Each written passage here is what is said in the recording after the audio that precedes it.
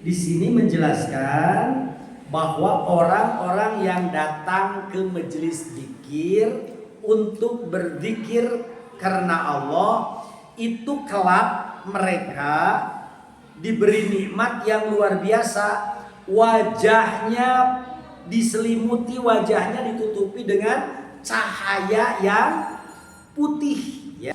Kajian kita sesi kedua di Jumat ketiga adalah kajian tentang Sayyidul A'mal atau Afdholul A'mal. Yang dimaksud dengan Sayyidul A'mal, rajanya amal-amal soleh, atau Afdholul A'mal, amal-amal yang paling istimewa. Dimaksudkan adalah amal-amal yang hukumnya sunnah, sebab amal-amal soleh yang hukumnya wajib tentu tidak tebang pilih, semuanya harus dikerjakan. Adapun amal-amal sunnah begitu banyak, namun tidak semua hamba Allah mampu mengerjakan seluruhnya. Maka untuk lebih memaksimalkan, kita lebih memilih Sayyidul A'mal. Yang dimaksud dengan Sayyidul A'mal tersebut dalam kajian kita, satu adalah zikir. Jadi hari-harinya tidak boleh meninggalkan zikir. Kedua, tilawatul Quran wa tadabburuhu. Hari-harinya tidak boleh jauh dari Al-Quran. Ada program untuk membaca, mentadarusinya, mentilawahnya, mentadabburinya, mengkaji tafsirnya. Ketiga, sholat malam atau sholat tahajud. Jadi kita akan berupaya malam-malamnya tidak meninggalkan sholat tahajud. Keempat, saum sunnah. Apabila ada hari yang di hari itu disyariatkan saum sunnah, maka kita jangan lewatkan, baik Ayyamul Bid, saum Senin Kamis, atau saum Daud dan saum sunnah yang lainnya. Kemudian yang kelima, yang terakhir, hari-harinya tidak meninggalkan sedekah. Agar kita yakin bukan katanya, maka di majelis ini kita mengkaji hadis-hadisnya. Kebetulan pegangannya kitab Targhib wa Tarhib karya Imam Al-Munziri dan kitab-kitab yang lainnya. Alhamdulillah, yang sudah dijelaskan, yang sedang dijelaskan, yaitu yang pertama tentang zikir.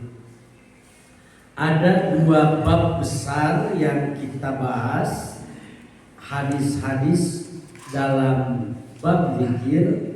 Pertama, at-targhib bil iksar min zikrillah sirron wa jahron wal mudawamah alaihi. Motivasi, anjuran dari Rasulullah untuk memperbanyak zikir, baik secara sirron ataupun jahron, dan memudawamahkannya. Hadis yang dimuat dalam kitab ini membahas tentang bab tersebut sebanyak 30 hadis. Alhamdulillah sudah tamat. Kemudian bab kedua di bab zikir ini kita membahas tentang at-tarhib at-targhib bi huduri majalisi dzikri wal ijtima ala dzikrillah. Anjuran untuk hadir ke majelis zikir dan berkumpul untuk berzikir kepada Allah. Tentu sudah dijelaskan apa yang dimaksud majelis zikir dengan pengertian yang luas. Dalam bab ini memuat hadis sebanyak 14 hadis. Dan kita sudah sampai di judul kedua ini sampai hadis nomor berapa? 10. Nomor 10. Sekarang nomor 11 dan seterusnya. Lihat hadisnya. Hadis nomor 11. Wa'an Amr ibn Absata radhiyallahu anhu. Hadis yang diriwayatkan dari Amr bin Absah radhiyallahu anhu, mudah-mudahan Allah meridhoi kepadanya, amin. Qala Amr bin Absah berkata, sami'tu Rasulullah sallallahu alaihi wasallam yaqul, aku mendengar Rasulullah SAW beliau bersabda, an yaminir rahman, beliau menerima dari zat Allah yang maha rahman. Wakilta yadaihi yamin, dan keduanya yadaihi, kedua tangan Allah, yamin itu dianggap tangan kanan ya. Ini secara terjemah aja, artinya kalau kita bicara tangan kiri, tangan kanan itu bagus dan buruk, tapi di sisi Allah, tangan Allah dua-duanya yamin ya. Namun tidak boleh tasabuh tentunya ya, ini ada dalam pembahasan tauhid. Hadisnya, rijalun, banyak orang, laisu bi anbiya'a, yang orang-orang tersebut bukan dari kalangan para nabi, wala syuhada'a, dan juga bukan dari kalangan para syuhada, orang-orang yang mati syahid. Yabsha, menutupi, ada burung satu di bawah ya, goto yang to, yagti wa ya ummu amma ya ummu, yagsha, meliputi ya, menutupi, bayadu, putih bersih, wujuhihim, wajah-wajah mereka, nadoron nadirin, jadi pusat penglihatan banyak orang, yabituhum an-nabiyuna wasyuhada, para nabi pun terkagum ingin seperti mereka, wasyuhada, begitu juga para syuhada. Yang itu gibtoh ya. Ada burung dua, yatamannawna ayyakunu mislahum pinain, berkeinginan seperti nikmat yang dilimpahkan kepada mereka. Bimak adihim, karena kedudukan mereka, wakur bihim, dan dekatnya mereka, minallahi azza wa jalla, kepada zat Allah azza wa jalla.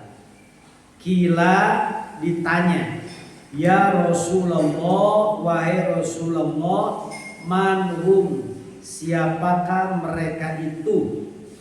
Qala, maka Rasulullah menjawab, hum, mereka itu juma'un, dari jamaah ya. himpunan kumpulan min nawazil qabail, dari berbagai kabilah, dari berbagai kelompok, dari berbagai tempat. Yajtami'una, mereka berkumpul ala zikrillah, untuk berzikir kepada Allah. Payan takuna atau ibal kalam, mereka mengambil asal arti dari wako ya, intaqo, menjaga, memelihara, mengambil, atau ibal kalam, kata-kata mutiara dari mereka, kata-kata yang baik dari mereka. Payan takuna atau ibal kalam, kama yantaqo akilut tamri, sebagaimana pemakan korma memilih atau yibahu kurma-kurma yang terbaik. Rawahut Tobroni, hadisnya riwayat Imam Tobroni, wa isnaduhu maqarib la ba'sa bih, dan sanadnya mendekati tidak apa-apa ya. Jummaun bidomil jim, tadi mereka itu adalah jummaun, wa tasdidul mim, mimnya di tasdid jumma, ay ahlat ya. Ahlat itu teman-teman, kulato ya, atau ikhtilat. Ikhtilat itu bercampur gaul. Jadi mereka itu ahlat, teman-teman, min qabail syatta, dari kabilah yang berbeda-beda, wa mawadhi mukhtalifah, dan dari tempat yang berbeda-beda. Jadi jumma itu kelompok, dari kelompok yang berbeda-beda, dari tempat yang berbeda-beda. Gambarannya kalau orang datang ke sini, ini Jumaun, ada dari Cisiupan, ada kelompok dari Simpang, ada kelompok dari Banyuresmi, ada kelompok dari Cimaragas, ada kelompok dari Cangkuang atau Baitul Kudus, Muara Sanding ya. Itu arti asal Juma. Wa nawazi, tadi di atas, min nawazil qabail, jam'u naji wa huwa al-ghurib, yaitu orang gorib itu orang pilihan ya. Gorib itu sebagian kecilnya. Wa maknahu annahum lam yajtami'u, itu maknanya bahwa mereka tidak berkumpul, liqurabati bainihim, tak ada kaitan kerabat, itu nawazi ya. Jadi gorib, orang-orang asing ya, berkumpul bukan karena ayah kaitan nasab, karena arisan mah ya. Tapi ini karena semata-mata untuk zikir kepada Allah. Wala nasabah, tidak ada hubungan nasab. Wala ma'rifata, bukan CS ya, ma'rifat itu kenalan khas, bukan. Wa innama ijtama'u, tapi mereka berkumpul li dzikrillah, semata-mata untuk zikir kepada Allah. Laguero, tak ada tujuan lain. Itu arti asal ya. Apa pesan hadis ini? Ingat, hadis ini disimpan di bab motivasi anjuran untuk berkumpul di majelis zikir dan berzikir karena Allah. Jadi orang-orang yang datang ke majelis zikir, orang-orang yang datang boleh ke majelis taklim. Kemarin udah dijelaskan makna majelis zikir itu majelis taklim, majelis halal wal haram ya, majelis yang bicara hak, majelis bicara tentang kebenaran umum. Namun kalau melihat hadis-hadis di sini, majelis zikir di sini adalah majelis yang melapangkan kalimat thayyibah. Seperti itu sudah ya hadisnya ya. Karena ketika Allah bertanya apa yang mereka kerjakan, mereka itu yusabbihuna, yukabbiruna, terus apa dan seterusnya ya. Jadi mereka bertasbih, mereka bertakbir. Makna umum begitu, makna secara khusus yang diinginkan oleh Imam Al-Mundhiri adalah seperti itu.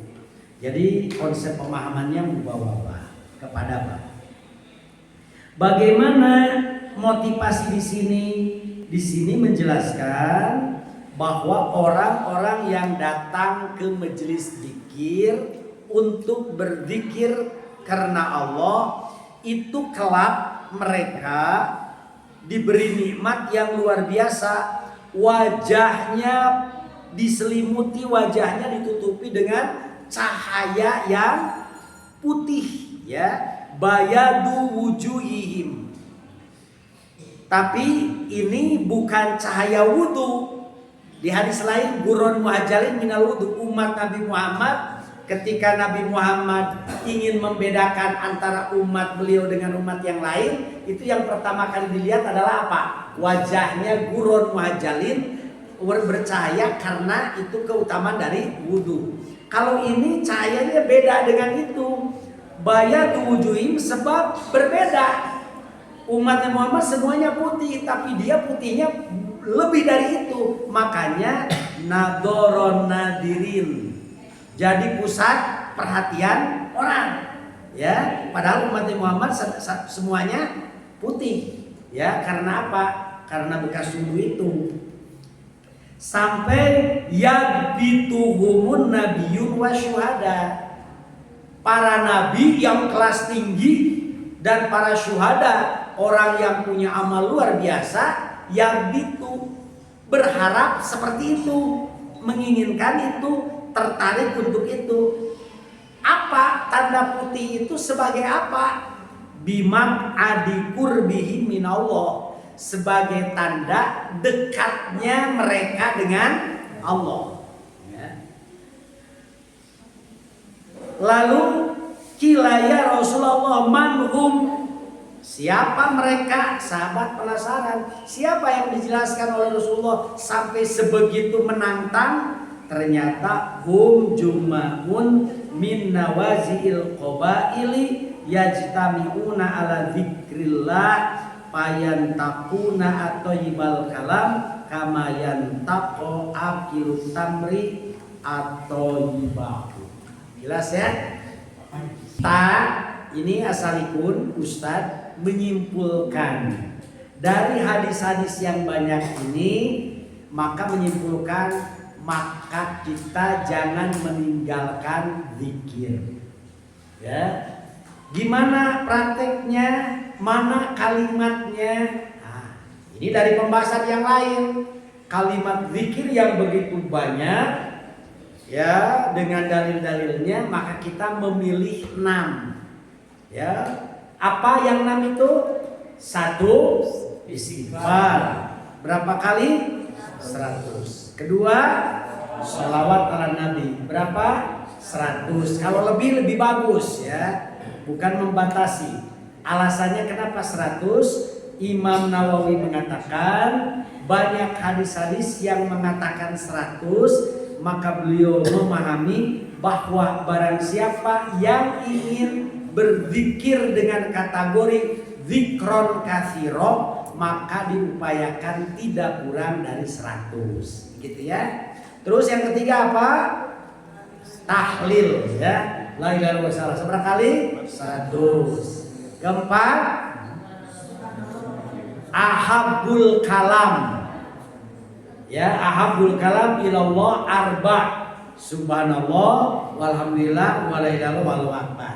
Keempat, kalimatut taslim wa tanzih. Kalimat menunjukkan berserah diri dan benar-benar mensucikan Allah. La haula wala quwata illa billah. Terakhir ditutup dengan sayyidut tasbih. Subhanallah wa bihamdihi adada khalqihi wa ridha nafsihi wa zinata arsyihi wa midada kalimatihi. Atau subhanallah wa bihamdihi adada khalqihi, subhanallah wa bihamdihi ridha nafsihi, dan seterusnya. Yang paling mudah redaksinya yang barusan.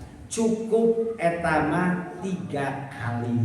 Tanda kesempurnaan. Sebab dalam hadisnya kamu mengatakan beribu-ribu kalimat thayyibah, aku mengatakan itu 1 kali, maka tak sebanding di sisi Allah. Ternyata makanya disebut rajanya tasbih karena ada pelipatan nilai. Subhanallah wa bihamdi, Maha suci Allah dengan pujiannya, ada daholkihi. Jadi subhanallah wa bihamdihi berapa banyaknya? Ada daholkihi, sebanyak bilangan makhluknya. Terus apa lagi? Ridho anapsi, kita mengatakan subhanallah wa bihamdihi sebanyak ridhonya. Terus zinata arsihi, kita mengatakan subhanallah wa bihamdi seberat timbangan arasnya. Keempat, midada kalimatihi, kita mengatakan subhanallah wa bihamdi sebanyak kalimat-kalimatnya. Makanya tak terhitung, ngomong sekali tapi tak terhitung. Bagaikan satu tulisan di enter di copy paste miliaran tak terhitung, seperti begitu. Makanya ada ulama yang berpendapat kalau istighfar ingin tidak terbatas, istighfar 3 kali, setelah ketiga kalinya ditambahkan ada daholkihi, ridho anarsihi, zina ta'arsyihi, midada kalimatihi. Itu ijtihad ulama untuk melipat gandakan banyaknya istighfar. Nah, itu jadi dari dalil-dalil yang banyak tadi sebanyak 30 dalil ditambah 14 dalil mengkerucut, maka kita mendawamkan zikir. Mana kalimatnya itu? Bagaimana fadilahnya memilih yang 6? Insya Allah minggu depan ya. Jadi kita biar yakin istighfar itu dalilnya mana, keutamanya apa ya. Sholawat itu dalilnya apa, kenapa begitu, keutamanya seperti apa. Biar kita makin yakin, dan itu bukan kata kita, harus kata dalil ya. Jelas ya. Iwan kita, maka sekalipun nanti keajaiban dalil-dalilnya belum, bagi siapa yang punya hajat ya, mau memohon kepada Allah, maka kata ulama gunakan sayyidul a'mal. Misal sayyidul a'mal itu apa? Zikir. Setelah zikir ngedoa. Janjinya tadi hafatul malaika gosyiatul rahmah nazalat alaihimus sakinah. Kedua apa? Zikir tilawah. Setelah tilawah shadaqallahul adzim, berdoa tentang hajatnya. Ketiga saum. Setelah mendekati buka ngedoa urusan hajatnya. Sebab ada dalilnya. 3 orang yang tidak akan ditolak doanya, yaitu doa orang yang menjelang buka. Ketiga apa tadi? Jadi apa? Zikir, tilawah, terus sholat malam, terus saum, sedekah. Sedekah atau sedekah ngadoa. Ayat dalilnya mustajabat doa setelah apa? Sedekah. Kata ulama diulang 40 hari. Bisa cenah berat karena yang kermigawe di perkaranya diulang 40 hari. Kenapa 40 hari? 40 hari itu adalah bilangan untuk menunjukkan tingkat dawam. Ya, 40 hari itu untuk menunjukkan tingkat dawam. Kata Imam Al-Qusyairiyah, barang siapa yang mengerjakan suatu amalan 40 hari apalagi lebih, maka Allah menjamin amalan itu akan menjadi karakternya. Jadi kalau bicara karakter, 40 hari mengerjakannya. Mudah-mudahan keinginannya dikabulkan. Ya. Gitu ya. kalau punya hajat yang jadi presiden ke pemilihan batur mabungbeng kadukun, iya cek Nabi teh kieu, gitu ya cek ulama kieu. Garis umumnya dari Nabi, menyimpulkannya kesimpulannya dari ulama. Jadi kalau Bapak Ibu punya hajat, hajatnya cukup penting, menginginkan sekali, maka ud'ullah, berdoalah kepada Allah. Ada cara berdoa yang lebih mustajabah, yaitu seperti itu. Jelas ya? Bapak Ibu yang dirahmati Allah, alhamdulillah kita mengkhotamkan dalil-dalil tentang zikir sampai mengerucut kepada kesimpulan ini zikirnya. Kapan dibacanya? Silahkan, mau di pagi hari, mau di sore hari, atau tidak bisa di pagi hari karena sibuk, tidak bisa di sore hari karena lelah, maka kata ulama ada waktu yang paling tepat, waktu nuzulil ilahi, yaitu di sepertiga malam. Jadi boleh tahajudillah setelah tahajud itu atau sebelum tahajud boleh, pokoknya di sepertiga malam. Terutama yang keterkaitan khusus dengan sepertiga malam, wabil ashari hum yastaghfirun. Terutamanya paling tidak istighfarnya yang sangat berkaitan dengan sepertiga malam. Al-Qur'an surat 6 teh innal muttaqina fi jannatin wa uyun, Ad-Dariyah ya. Itu ya, insyaallah sudah Ustaz siapkan dari berbagai kitab tentang keutamaan 6 kalimat thayyibah.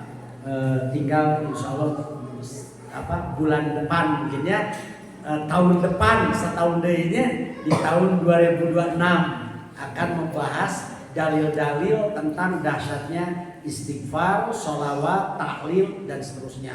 Kalau Bapak Ibu kaji sendiri, waduh kitabnya banyak sekali ya, di berbagai kitab tentang keutamaan itu. Namun setelah dirangkum, insya Allah meyakinkan cukup untuk kita sebagai dasar bahwa ini adalah syariat dari Allah dan Rasul. Dimana coba paling tidak. Jadi lamun nu eta aya nu 5 cek ulama eta teh nyangkut jeung hadis riwayat Bukhari bahwa para pelakunya adalah para auliyaullah. Bahasa kasar teh amalan para wali ya. Anu hadis nanti kumaha? Man adali waliyan faqad adzantuhu bil harbi. Lalu kata Rasul, kata Allah, itu ada diskusi ya di Bukhari. Barang siapa yang mengerjakan yang wajib, maka Allah cinta karena tidak ada amal yang lebih baik daripada yang wajib. Kemudian barang siapa orang yang senantiasa mengamalkan yang sunnah, maka Allah mencintainya. Bagaimana cirinya? Ciri cintanya Allah, kalau dia melangkah dengan kakiku. Kalau dia menggapai, dia menggapai dengan tanganku. Kalau dia Kalau dia memohon, aku akan kabulkan. Kalau dia berlindung, aku akan melindungi. Begitu ya kata ulama. Jadi dari hadis itu ada itu riwayat Bukhari, hadisnya diskusi bahwa para auliyaullah, para kekasih Allah itu orang yang istiqomah dengan yang wajib dan mudawamah dengan yang sunnah. Karena sunnah banyak, diambil oleh para ulama yang biangnya, yang terbesarnya.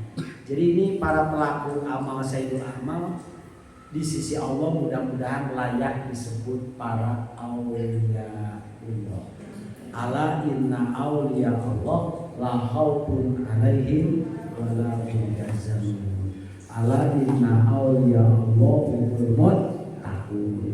Takwa teh nu ngalaksanakeun hal-hal wajib, hal-hal diparentah, ngajauhan hal anu haram. Nu diparentah teh aya 2, nyaeta al-wajib minal awamir yang wajib dan yang sunnah. Yang sunnah diwakili dengan sambil. Dan itu ya, alhamdulillahirabbil alamin.